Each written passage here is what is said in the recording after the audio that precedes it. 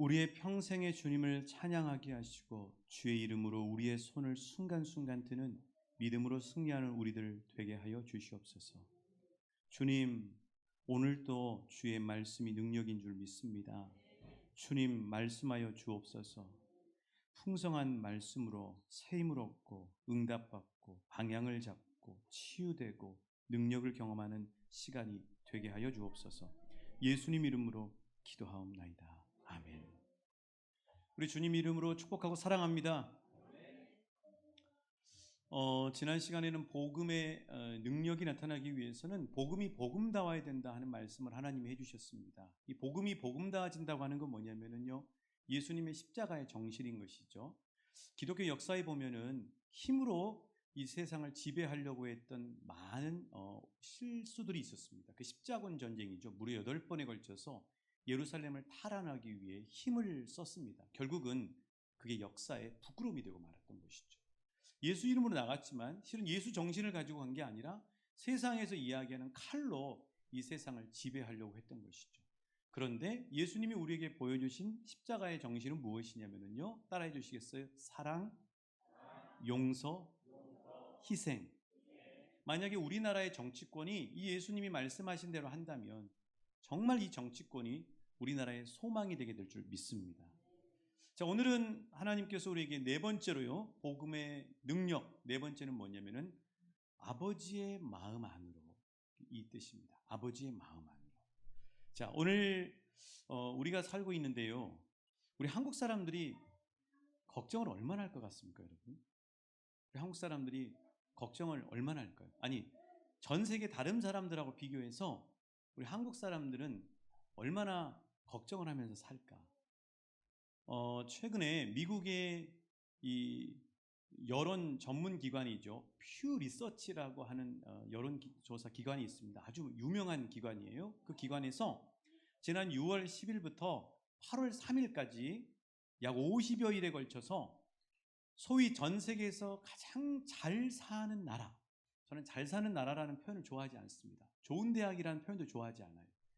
좋은 대학이라고 하는 것, 잘 사는 나라라고 하는 것이 돈이 많아야 잘 산다, 이거는 옳지 않은 표현이거든요. 어찌됐건 이제 그렇게 쓰고 있으니까 전 세계에서 잘 산다고 하는 나라 14개 나라, 미국, 캐나다, 영국, 프랑스, 독일, 스페인, 이탈리아, 네덜란드, 벨기에, 호주, 일본, 그리고 우리나라, 뭐 다 이야기 말씀은 못 드렸지만 이 14개 나라에 14,276명을 18세 이상의 성인들을 대상으로 9가지 항목으로 조사를 했어요. 얼마나 염려하는가. 그 9가지 항목이 뭐냐면 이런 겁니다. 감염병, 그 다음에 기후변화, 테러, 사이버 공격, 핵무기, 세계 경제, 빈곤, 국가 간 민족 간 갈등, 난민과 이민 문제, 이렇게 9가지 항목을 가지고 각 나라별로 추출해서 설문조사를 한 거예요. 여러분 되게 전화 안 왔던가요? 교회는 전화 자주 옵니다. 자, 이렇게 조사를 했더니 이 14개국 중에서 우리나라가 걱정왕 종합 우승을 했습니다. 자세히 들여다보니까 뭘 우리 한국 사람들이 가장 걱정을 많이 하는가를 봤더니 이 코로나 감염병에 대한 걱정이 1등이에요. 그래서 89%. 이건 뭐냐면은 10명 중에 9명이 코로나 감염증에 걸릴까 하는 두려움, 그 걱정이 제일 크다는 거예요. 그 다음에 또 뭘 우리 한국 사람들이 걱정하나 했더니 경제 위기하고 사이버 공격이 두 가지가 83%가 남았는데, 이 두 가지. 그 다음에 세 번째가 뭐냐면은 순서로 하면 네 번째죠. 핵 공격을 받지 않을까 하는 걱정을 79%로 이렇게 하고 있더라는 것입니다. 근데 참 이게 아이러니한 건 뭐냐면은 이 코로나의 이 감염병에 대해서 한국 사람들이 제일 두려워하는데 세계에서 코로나 방역을 제일 잘하고 있는 나라가 어느 나라예요? 대한민국이에요. 그렇죠? 그래서 실제 그것도 수치 데이터로 사망자도 숫자가 작고 감염에 돼 있는 분들도 숫자가 작음에도 불구하고 우리나라 사람들이 코로나 걱정 세계 1등이라는 거예요. 참 아이러니하죠. 또 하나는 경제적으로도 마찬가지예요. 우리 이도항 선교사님 아시죠, 여러분? 이도항 선교사님이 콩고에서 계속 사역을 하고 있는데 이 이도항 선교사님 말씀을 들으면은 콩고에서는 전 인구의 3분의 2 중에 3분의 2가 하루에 하루에 한 끼를 식사를 하신다. 그리고 부자라고 하는 사람들은 하루에 2끼를 드신대요. 자, 그런데 우리나라는 끼니 걱정하는 나라입니까? 아니죠. 전혀 끼니 걱정 안 한다고, 우리나라는. 물론 뭐 사회적으로 그늘져 있는 분들 가운데 끼니를 제대로 못 드시는 분이 계실 수도 있어요. 어찌됐건 우리나라는 콩고라고 하는 나라에 비하면, 콩고 민주공화국에 비하면은 끼니 걱정하고는 비교도 할 수 없다고. 그런데 경제에 대한 걱정을 2번째로 많이 하는 나라. 그러니까 세계에서 1등인 거죠. 이것도 그런 거죠. 더 보면요, 세계에서 밤거리가 가장 안전한 나라가 대한민국입니다. 여러분, 밤에 세상에 이렇게 나갈 수 있는 나라가 없어요. 또 하나, 전 국민이 의료보험 보장이 돼요. 그렇죠? 의료 기술이 얼마나 대단합니까? 의술이 대한민국 최고잖아요.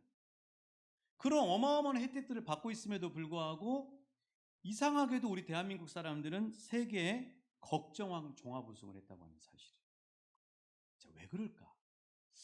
왜 이런 끼니 걱정할 필요도 없는 경제, 그리고 또 의료, 또 방역, 여러 가지 것들이 있는데 왜 우리 한국 사람들은 걱정왕일까? 여러분, 왜 그런다고 생각하세요? 저도 한번 고민을 해봤는데요, 이런 생각이 들더라고요. 우리 한국 사람들은 그러니까 믿을 구석이 없는 것, 믿을 구석이 많이 없다는 생각이 들어요. 예를 들면 무슨 석유라도 풍성하게 나오면, 풍부하게 나오면 뭐 좀 어렵더라도 석유 팔아서 먹으면 되는데 석유도 뭐 한 방울도 안 나오지요. 그렇죠? 또 그래서 여러 가지 좀 변수들이 많은 것. 또 먹고 사는데도 수출해서 먹어야 되잖아요. 그렇죠? 우리나라 안에서 뭐가 나오는 게 아니라 수출해서 다른 나라에 있는 돈이 우리나라로 들어와야 먹고 살다 보니까 믿을 구석이 없이 불확정성이 많으니까 우리 한국 사람들이 이게 걱정이 많은 게 아닌가. 그래서 한국 사람들은 좀 악착 같고, 좋게 얘기하면 부지런하고, 조금 부정적으로 얘기하면 악착 같은 면이 어떤 사람들보다 많다는 거죠. 그래서 이 소유하는 것에 대한 이 집착이 세계적으로 대단한 그런 마음들을 가지고 있는 게 아닌가 하는 생각이 들어요. 근데 우리가 여기서 알 수 있는 사실은 무엇이냐면은 소유가 우리의 걱정을 덜어주지 못한다. 우리가 생각할 때는 뭔가 좀 더 내가 가지고 있으면 안정적일 것 같은데 오히려 더 많이 가진 사람일수록 더 불안하고 걱정이 많아요. 자, 그렇다면 어떻게 해야 우리는 이 불안에서 벗어날 수가 있을까요? 제 생각엔 그렇습니다. 의지할 대상이 분명해질 때 우리는 불안에서 벗어날 수 있다고 믿습니다. 자, 우리 아이들을 보면 알 수 있어요. 자, 아이들이 언제 제일 불안해합니까? 아이들이 한 번씩 홍역을 치르잖아요. 언제 홍역을 치르죠? 엄마 아빠하고 떨어질 때, 떨어져야 될 때.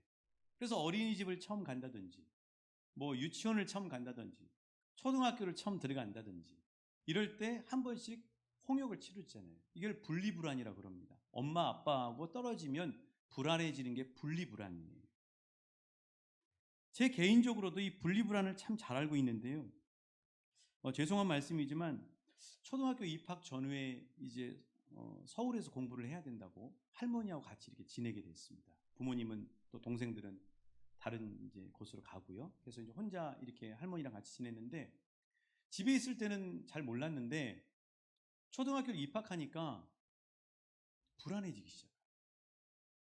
엄마 아빠가 같이 없으니까 참 불안해지더라고요.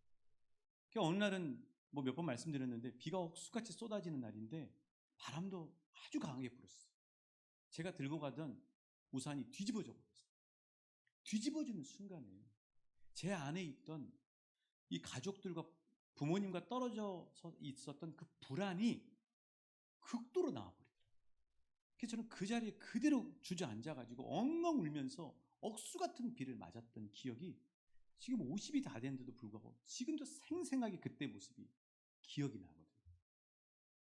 결국 그 일로 인해서 저는 이제 부모님 곁으로 가게 됐습니다. 부모님하고 같이 사니까 이제 불안한 건 없고 평안한 듯 했어요. 그런데 어느 날이었어요. 이제 어머니가 장을 보려고 시내 버스를 타고 나가셨는데 이 밤이 캄캄해지도록 어머니가 안 들어오시는. 근데 갑자기 그 순간에 동생들을 데리고 있던 제 머릿속에 스쳐가는 불길한 생각이 있었는데 그게 뭐였냐면 혹시 우리 어머니가 교통사고 나시지 않으셨을까? 이 생각이 들어요. 그 생각이 한번 제 머리를 탁 잡으니까요. 시계를 보면서 반복적으로 시계 보고 또 동생들 보고 이렇게 하면서 제 안에 있는 불안함이 눈덩이처럼 커지더라고요. 그때 제가 뭘 깨달았냐면 아, 우리 엄마도 영원하신 분은 아니구나 하는 생각이 듭니다. 그러면서 하나님을 찾게 됐어요. 자, 그래서 사랑하는 여러분, 우리 사람에게는 이 불안함이라고 하는 게 깊이 들어가 보면 분리되어서 불안함이 우리에게 이렇게 시작된다고 하는 사실이죠. 자, 오늘 말씀 로마서 1장 19절 말씀. 자, 바울이 로마 사람들에게 이렇게 힘주어 말하고 있습니다. 우리 1장 19절 말씀 같이 읽어보시겠습니다. 시작.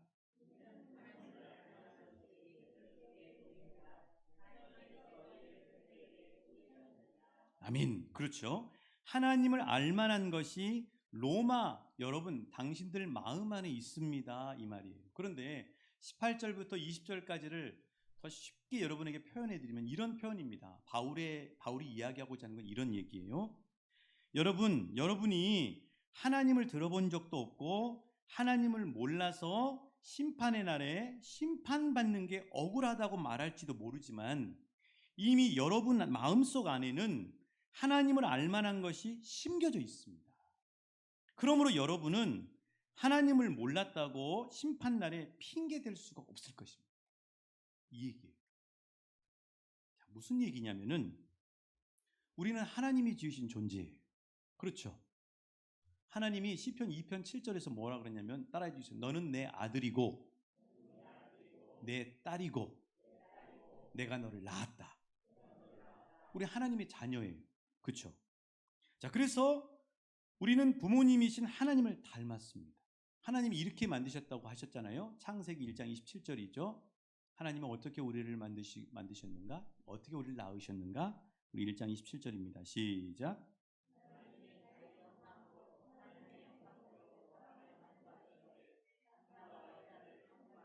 그렇죠. 자, 하나님이 우리를 만드셨는데 어떻게 만들면 하나님의 형상대로 만드셨어요. 남자와 여자로 하나님 이렇게 만드셨다고 나와 있죠. 중성은 없어요. 요새 세상에서 이야기하는 중성은 없습니다. 남자와 여자를 하나님이 분명히 하나님의 형상대로 만드셨다고 말씀하고 있어요. 자, 그런데 자식은 그래서 당연히 부모님을 닮습니다. 그렇죠? 여러분의 부모님을 닮으셨죠? 저희 옆집에도 보니까 이렇게 엘리베이터에 기다리고 있는데 이름이 어떻게 돼? 그러니까 뭐라고 그래요. 그런데 자세히 보니까 어디 가니? 그러니까 쓰레기 버리러 간대. 지금 초등학생인데 너무 착하죠. 그래서 자세히 보니까 지네 아빠를 닮았더라고요. 똑같이 생겼더라고요. 그렇잖아요. 자녀는 부모님을 닮죠. 그렇죠. 뿐만 아니라 부모님만 닮는 게 아니라 그의 내면과 영혼 깊숙이에는 부모님 의식이 심겨져 있어요. 이걸 뭐라고 하냐면 따라해 주세요. 뿌리의식. 뿌리의식. 여러분 가끔 어릴 적에 여러 가지 사정으로 인해서 다른 나라에 입양 갔던 그런 분들이 참 근데 외국 사람들 보면 존경스러워요. 그게 이제 기독교 문화가 깔려 있는 거거든요. 실은 자기가 낳은 자식이 아님에도 불구하고 양 아들이고 양 딸인데 자기 자식처럼 너무 지극정성으로 키워요. 잘 키워놓고 시집장가까지 다 갔어요. 근데 시집장가까지 다 갔는데 그분들이 어떻게 해요? 비싼 비행기 표를 사서 먼 대한민국까지 와서 누구를 찾습니까? 부모를 찾잖아요. 다 컸는데도 불구하고. 왜 그래요, 여러분? 왜 그래요? 그 마음 안에 부모님에 대한 향수와 뿌리의식이 들어있기 때문인 거거든요.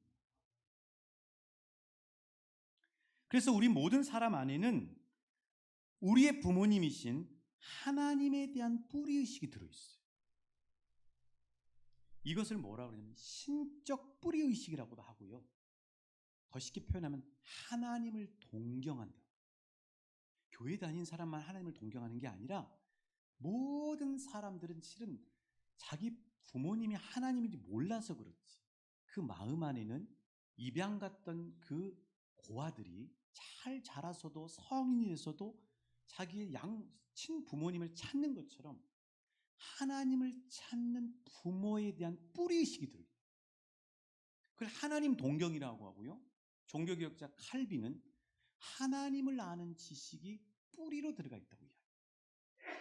사람은 누가 말하지 않아도 누구를 찾게 돼 있냐면 영적 부모님이신 하나님을 찾게 돼 있다고 하는 사실. 그리고 아마 고양이 키우신 분들 계실 거예요. 또 아마 고양이 보신 분들 있을 거예요. 자, 고양이가 여러분, 고양이가 그 생선 줬던 그릇에다가 물을 떠다 놓고 비나이다 비나이다 하는 고양이 봤습니까, 여러분? 아마 그렇지 않을 거예요. 거기 물 있으면 그 물 가지고 비는 게 아니라 고양이 세수는 할 거예요. 그렇죠? 자, 개가 보면은 무슨 돌 쌓아놓고 거기다 이렇게 놓고 막 예배하는 개 봤습니까? 아니죠. 오히려 개 뼈다귀 쌓아놓고는 행복해하는 개는 보셨죠? 고양이나 개와 같은 동물들은 하나님이 지으셨지만 그 안에 뭐가 안 들어있냐면 생기가 안 들어있어요. 하나님의 형상을 닮아서 지어진 존재는 저와 여러분과 같은 사람. 그래서 우리 안에는 우리의 부모님이신 하나님에 대한 뿌리의식이 들어있어요. 누가 말하지 않아도 빨리 깨닫는 사람이 있고 늦게 철든 사람이 있는 것처럼 반드시 언젠가는 내면 깊숙한 곳에 들어있는 뿌리, 영적 부모이신 하나님을 찾고자 하는 마음이 있다는 사실이에요. 그런데 그렇게 하나님이 생기를 불어넣으시고 우리에게 하나님의 형상인 신적 뿌리를 심어주셨는데, 그리고 하나님과 우리가 에덴 동산에서 함께 살았어요. 에덴 동산에서 살 때 한없이 평안하고 행복했어요. 그런데 아담과 하와가 안타깝게도 불순종하고 선악과를 따먹는 죄가 끼어들어오면서 하나님과 우리 사이가 분리되어 버렸어요. 창세기 3장은 하나님과 우리가 분리되어 있는 분리불안이 가득한 장이에요. 그래서 하나님이 선악과를 따먹은 아담을 향해 뭐라 그럽니까? 이렇게 묻죠. 아담아 어딨니? 하고 물으니까 아담이 뭐라고 대답을 해요? 이렇게 대답합니다. 내가 벗었으므로 두려워하여 숨었나이다. 누가 아담에게, 하와에게 걱정과 불안과 두려움을 가르쳐줬어요? 누가 가르쳐준 사람 없잖아요.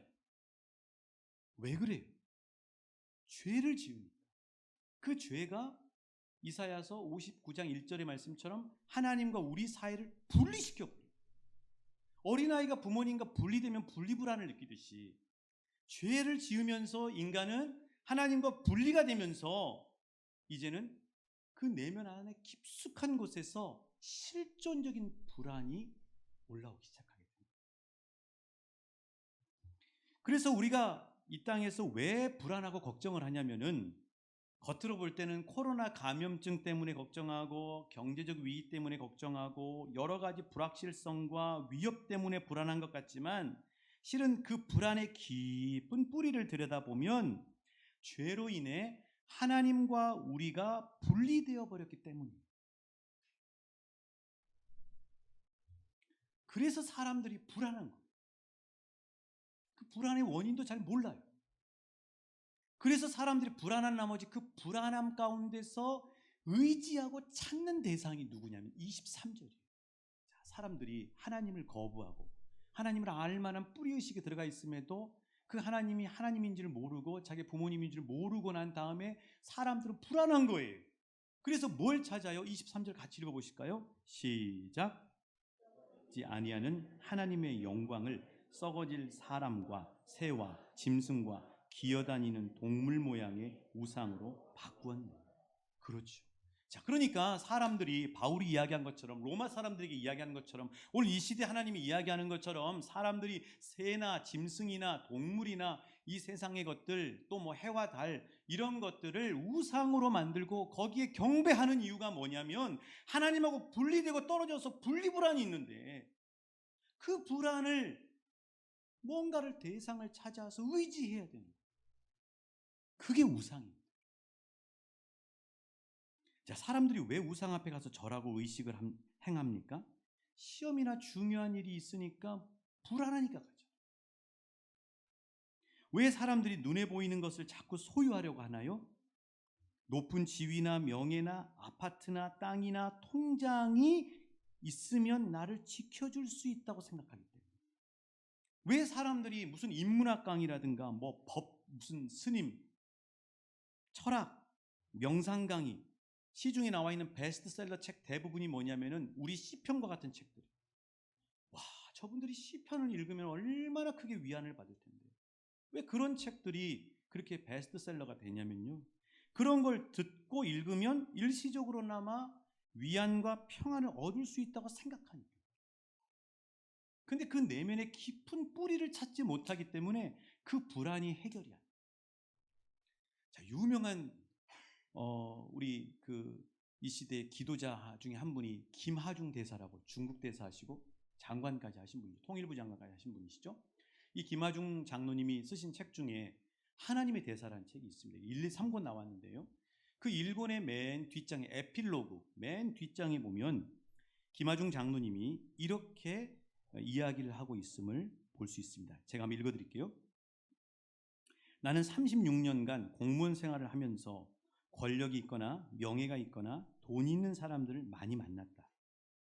그러면서 그들로부터 몇 가지 공통점을 발견할 수 있었다.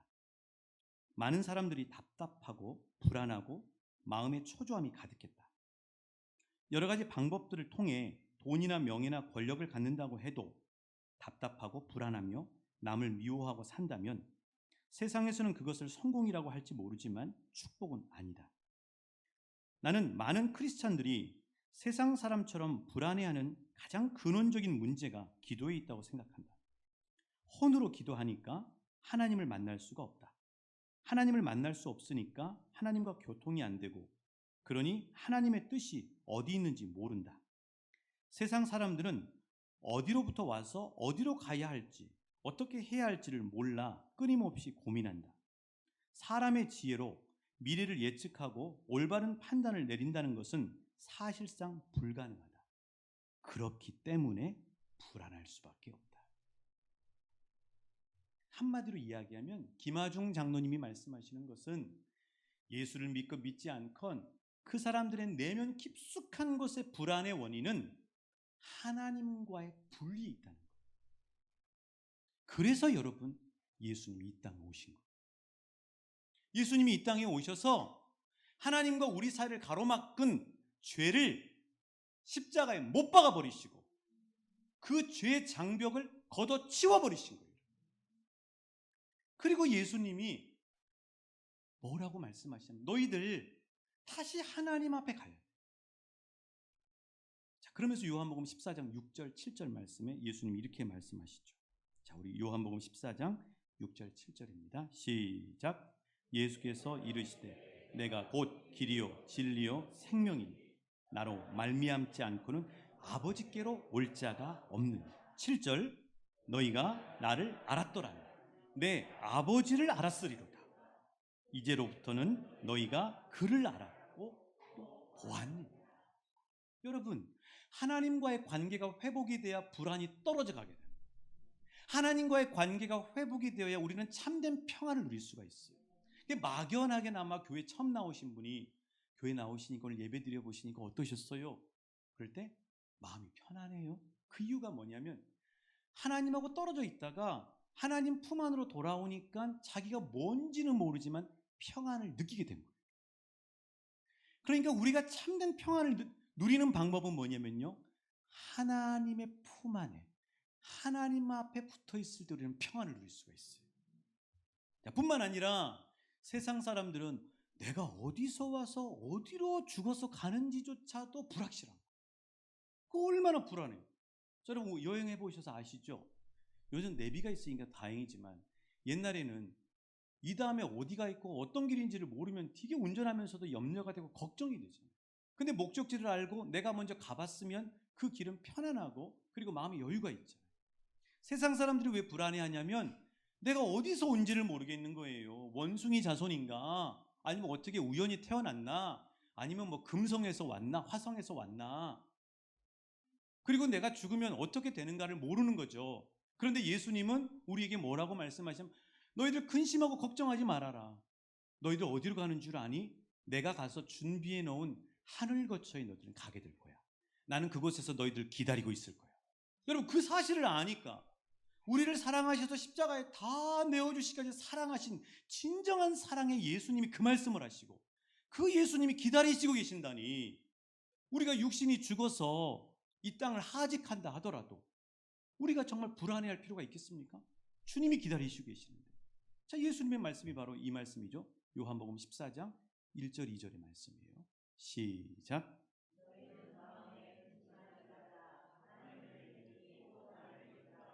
내 아버지 집에 거할 곳이 많도다. 그렇지 않으면 너희에게 일렀으리라. 내가 너희를 위하여 거처를 예비하러 가노니 가서 너희를 위하여, 자 3절입니다. 자 3절 시작. 가서 너희를 위하여 거처를 예비하면 내가 다시 와서 너희를 내게로 영접하여 나 있는 곳에 너희도 있게 하리라. 할렐루야. 저와 여러분을 향한 주님의 예비하심의 말씀이잖아요. 예수님을 만나면 우리는 분리불안을 해결할 수가 있어요. 어디로 갈지 몰라 불안해할 필요가 없어요. 왜냐하면 사망 권세를 이기신 예수님이, 부활하신 예수님이 먼저 가셔서 우리를 향한 거처를 예비하시고 계시는 거예요. 그러니 그곳에서 예수님이 기다리시고 계시는 거예요. 어디로 갈지 몰라 불안해할 필요가 없죠. 이게 바로 따라주신 참된 평안. 그렇습니다. 자, 그렇다면 그런데도 여러분은 불안하십니까? 여러분이 저보고 똑같이 질문하신다면 네라고 대답하는 게 솔직한 심정일 것입니다. 왜 불안할까요?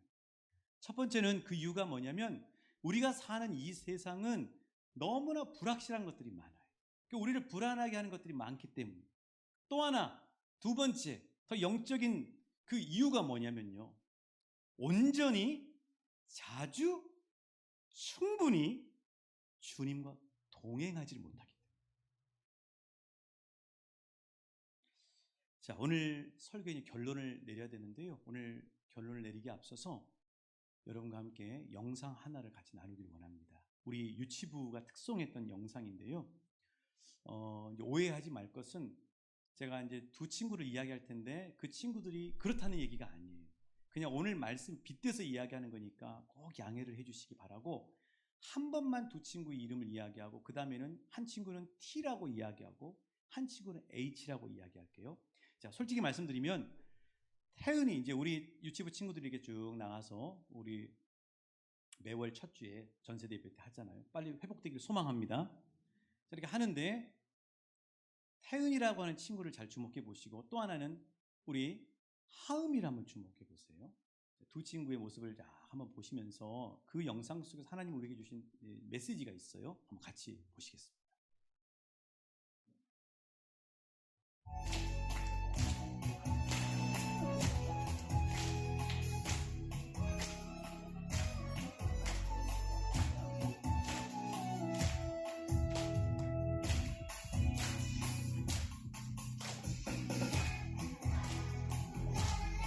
지금 옆에 있는 오른쪽에 있는 H라는 친구가 울고 있습니다. 그렇죠?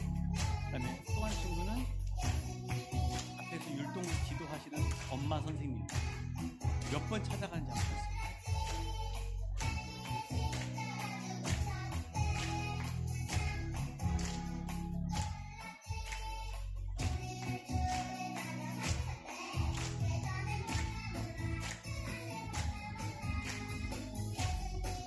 하율이 사랑이 서비를 좀 봐주십시오.